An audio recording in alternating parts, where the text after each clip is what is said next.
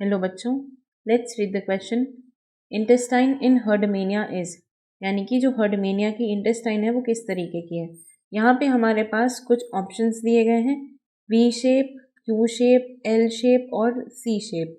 तो देखिए यहाँ पे बेसिकली उसके शेप के बारे में पूछ रहा है, तो की कॉन्सेप्ट क्या हो जाएगा, डाइजेस्टिव सिस्टम ऑफ हर्डमेनिया।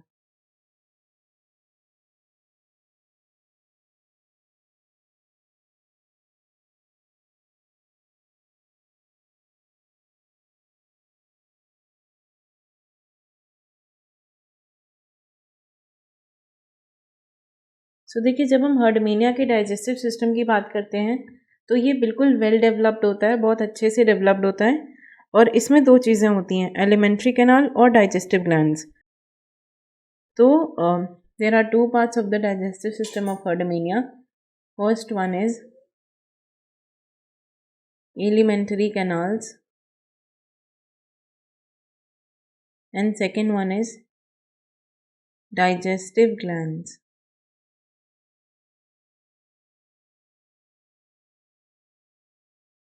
यहाँ पे ये देखिए, जो एलिमेंट्री कैनाल है इसमें क्या होता है कि एट्रियल कैविटी के अंदर एक लार्ज बैग लाइक फैरिंग्स होता है, या जिसे हम ब्रैंकियल सैक भी कहते हैं।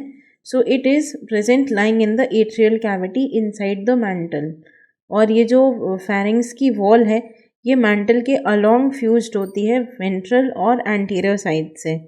तो यहाँ पे देखिए दो तरीके के साइफन्स भी प्रेजेंट होते हैं, एट्रियल साइफन्स और ब्रैंकियल साइफन्स, जो कि लिप लाइक स्ट्रक्चर से गार्डेड होते हैं। सो ये भी इनकी एलिमेंट्री कैनाल का हिस्सा होती हैं। इसमें एलिमेंट्री कैनाल किस तरीके की होती है, कॉइल्ड। एलिमेंट्री कैनाल, जो इंटेस्टाइन है वो एलिमेंट्री कैनाल का ही हिस्सा होता है। तो ये एलिमेंट्री कैनाल किस तरीके की होती है, कॉइल्ड होती है और माउथ से शुरू होती है और एनस तक जाती है। और इसमें एलिमेंट्री कैनाल में पहला क्या हो जाएगा आपका, माउथ। माउथ में दो चीज़ें होती हैं, एक है एट्रियल साइफन और एक है ब्रैंकियल साइफन। इसके बाद आता है फैरिंग्स, और फैरिंग्स के बाद कौन आएगा, फैरिंग्स के बाद नेक्स्ट आपका ओसोफेगस आता है, और ओसोफेगस के बाद स्टमक, स्टमक के बाद इंटेस्टाइन। सो जो आपका फर्स्ट स्ट्रक्चर एलिमेंट्री कैनाल में होता है वो होगा माउथ। सेकेंड हो जाएगा आपका ब्रैंकियल साइफन।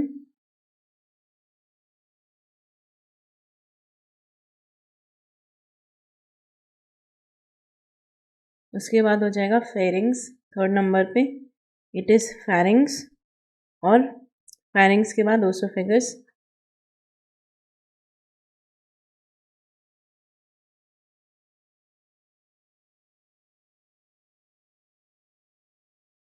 ओसोफेगस के बाद यहाँ पे स्टमक, और नेक्स्ट आपका स्टमक के बाद आता है इंटेस्टाइन।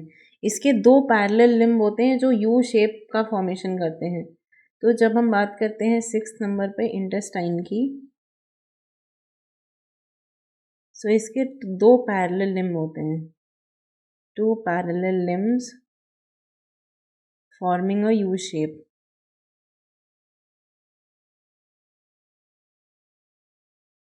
यानी कि ये जो इंटेस्टाइन है ये यू शेप होती है।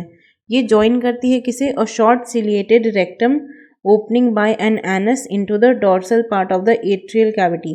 यानी कि ये क्लोएका को जोड़ती है किससे, सिलिएटेड रेक्टम की ओपनिंग से। सो जॉइंस क्लोएका टू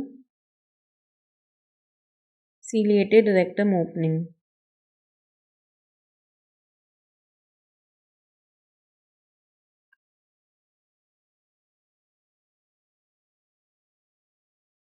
ये आपका इसका काम होता है, ये दो पैरेलल लिम्ब से मिलके बनी होती है।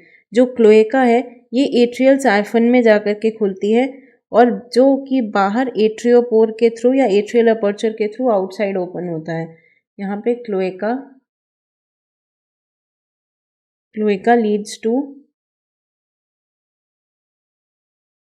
Atrial siphon which ultimately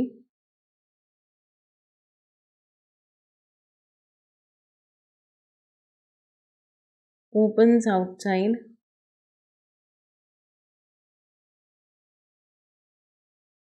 through atriopore.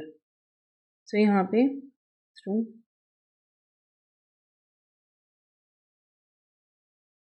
यहाँ पे शेप क्या हो जाएगा आपका यू शेप।